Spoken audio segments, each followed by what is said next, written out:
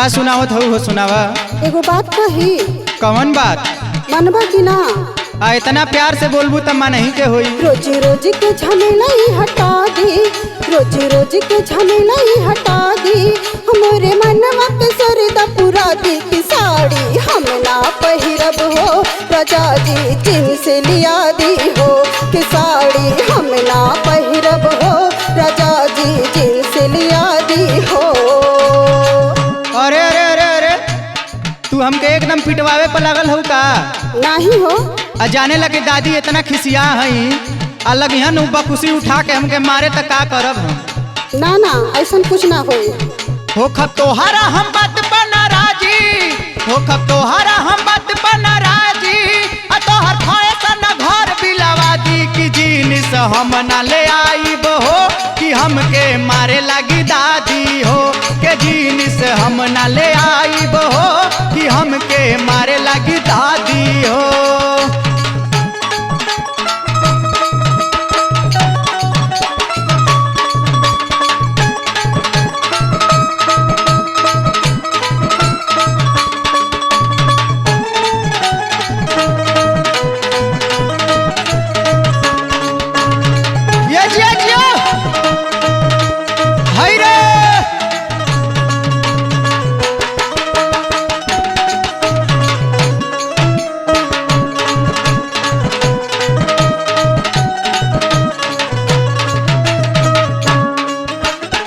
एगो और बात सुना।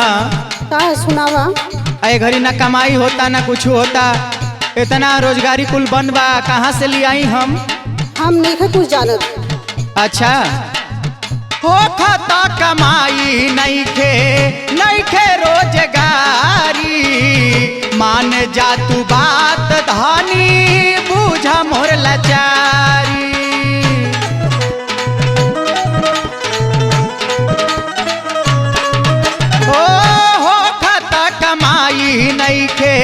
नहीं खे रोजगारी। मान जा तू बात धानी बूझा मोर लाचारी। कही आई राजा जी बता दी, मोबाइल पे सैंपल दिखा दी। लाइव कही आई राजा जी बता दी, मोबाइल पे सैंपल दिखा दी। साड़ी हम ना पहिरब हो, राजा जी जींस लिया दी हो कि साड़ी हम ना पहिरब हो, राजा जी जींस लिया दी हो। एकदम मरवावे पर लाग गइल बड़ी तू। और का? तू मेहरारू हो कि एकदम अब जाब का कहीं।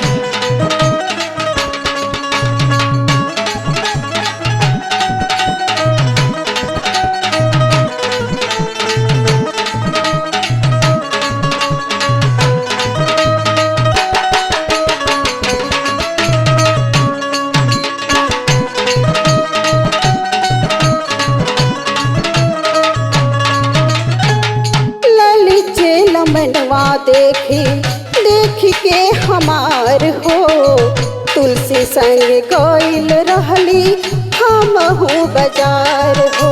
अच्छा हमारे पीछे तू यहू कुल करेलू का? और का?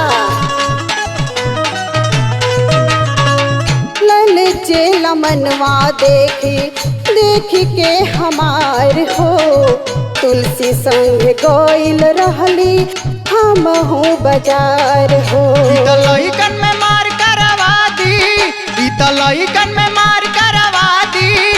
के बीन तिवारी समझा दी कि जीनिस हम न ले आईब हो, कि हमके मारे लगी दादी हो के जीनिस हम न ले आईब हो, कि हमके मारे लगी दादी हो।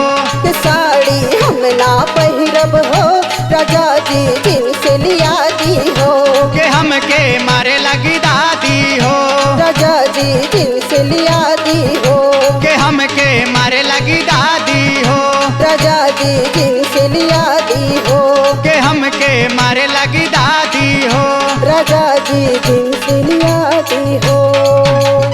लिया दी ना? अच्छा जाते हैं।